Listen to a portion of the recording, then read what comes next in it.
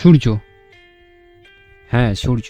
আজকে আমরা সেই নক্ষত্রকে নিয়ে আলোচনা করতে চলেছি, যেই নক্ষত্রটি আমাদের সৌরজগতের কেন্দ্রস্থলে অবস্থিত, একটি গ্যাসীয় গোলা। তো সেই নক্ষত্রকে নিয়ে আজকে আমরা আলোচনা করতে চলেছি। সেই নক্ষত্রকে আমরা সূর্য বলে ডাকি, আবার রবি বলেও ডাকা হয়। তো সেই সূর্যকে নিয়ে আজকে আলোচনা করব, যেই সূর্য না থাকলে হয়তোবা আমাদের সৌরজগতের অস্তিত্বই থাকতো না, আমাদের প্রাণী জগতের অস্তিত্বই থাকতো না। আমরা হয়তো জন্মগ্রহণই করতে পারতাম না, পৃথিবীটা হয়তো ঘুরতোও না এভাবে। ঠিক আছে, যার আকর্ষণের কারণে, যার মাধ্যাকর্ষণ শক্তির কারণে সমগ্র সৌরজগৎ, সমগ্র পৃথিবী, সমগ্র গ্যালাক্সিটাই যার চারিদিকে ঘুরছে, সেই সূর্যকে নিয়ে আজকে আমরা আলোচনা করতে চলেছি। তো আজকে আমরা জানবো যে যেই সূর্যের জন্য আজকে আমরা বেঁচে আছি তার বর্তমান তাপমাত্রা কত ডিগ্রি। তো জ্বলন্ত গ্যাসের বিশাল এক অগ্নিগোলক আমাদের সূর্য। এর আলো এবং তাপ পেয়েই পৃথিবী হয়েছে সবুজ শ্যামল।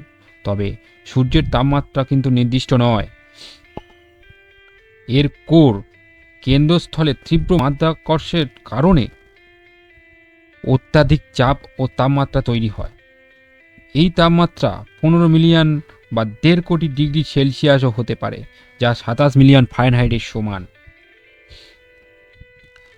কেন্দ্রে নিউক্লিয়ার ও ফিউশন বিক্রিয়ার মাধ্যমে প্রচুর শক্তি, তাপ, আলো ইত্যাদি উৎপন্ন হয়। এই শক্তি ছড়িয়ে পড়ে আরও বাইরের দিকে, পৃষ্ঠে এবং বায়ুমণ্ডলের।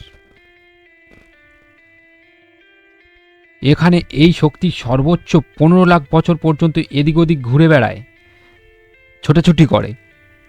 তারপর এটি চলে আসে পরিচালন অঞ্চলে এবং এখানে তাপমাত্রা 20 লাখ ডিগ্রি সেলসিয়াসের কাছাকাছি চলে যায়, যা 35 লাখ ফারেনহাইট নিয়ে সমান। ঠিক আছে, নিচে এবং তারপরে কিছুটা নিচেও নেমে আসে। এখানে তৈরি হয় উত্তপ্ত আয়নিক গ্যাসের প্লাজমা, বড় বড় বুদবুদ। এরা এখান থেকে পরবর্তী স্তর ফোটনস্ফিয়ার এবং আলোকমণ্ডলের দিকে উঠতে থাকে। আলোকমণ্ডলের তাপমাত্রা প্রায় 5500 ডিগ্রি সেলসিয়াস বা 10,000 ফারেনহাইট সূর্যের এখানকার বিকিরণ আলো হিসাবে ধরা পড়ে। এই আলোকমণ্ডলগুলো অবস্থিত সৌর দাগ বা সৌর কলঙ্ক নামে, বা যাকে ইংলিশে বলা হয় সানস্পট। আশেপাশের দাগের চেয়ে কম উত্তপ্ত এবং কালো। বড় দাগগুলোর কেন্দ্রে তাপমাত্রা 4000 ডিগ্রি সেলসিয়াস পর্যন্ত নামতে পারে। বায়ুমণ্ডলের পরের স্তরটি হল বর্ণমণ্ডল বা ক্রোমোস্ফিয়ার।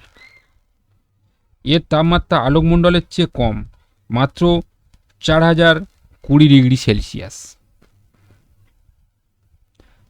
আলোকমণ্ডলগুলোর তীব্রতার কারণে এই স্তরের আলো দৃশ্যমান হয় না, কিন্তু চন্দ্রগ্রহণের সময় লোকমণ্ডল চাঁদের পেছনে ঢাকা পড়লে একে বলয়ের মতো দেখা যায়। তাপমাত্রা হঠাৎ করে আবার বেড়ে যায়। এর করোনা বা বহিস্থ বায়ুমণ্ডল এই অঞ্চলের অপর নাম কিরিটো বা ছটা মণ্ডল। এটা শুধু সূর্যগ্রহণের সময়ই দেখা যায়। এই সময় এর প্লাজমা মুকুটের বিন্দুর মতো বাইরের দিকে ছড়িয়ে পড়ে। এর তাপমাত্রা সর্বোচ্চ 20 লাখ ডিগ্রি পর্যন্ত হতে পারে। সূর্য সৌরজগতের সবচেয়ে বড় ও বেশি ভরের বস্তু। এর দূরত্ব পৃথিবী থেকে প্রায় 15 কোটি কিলোমিটার বা 9 কোটি 30 লক্ষ মাইল। এখান থেকে পৃথিবীর আলো আসতে 8 মিনিট 19 বা 20 সেকেন্ড সময় লাগে। এটাকেও দূরত্বের একটি একক হিসাবে ব্যবহার করা হয়। অর্থাৎ সূর্য পৃথিবীর থেকে প্রায় 8 আলোক মিনিট দূরে অবস্থিত। মানে 1 মিনিট পথ অতিক্রম করে আলো, তাকে বলা হয় 1 মিনিট আলোক বর্ষ দূরত্ব। সেরকম 8 মিনিট ধরে পৃথিবীতে আলোটা আসছে, মানে আমরা আলো যখন কোনো গতিবেগে যায় তো তার দূরত্বকে আমরা 1 আলোকবর্ষ বলে থাকি পার মিনিটকে। তো সেই জন্য 8 মিনিট পরে আমাদের পৃথিবীতে এসে আলোটা পৌঁছাচ্ছে, যেই জন্য আমরা তাকে বলি 8 আলোকবর্ষ মিনিট দূরত্ব। তো বন্ধুরা, আজকের ভিডিওটা এই পর্যন্ত। যদি ভালো লাগে প্লিজ কমেন্ট করো, লাইক করো, সাবস্ক্রাইব করো। দেখা হবে পরের ভিডিওতে।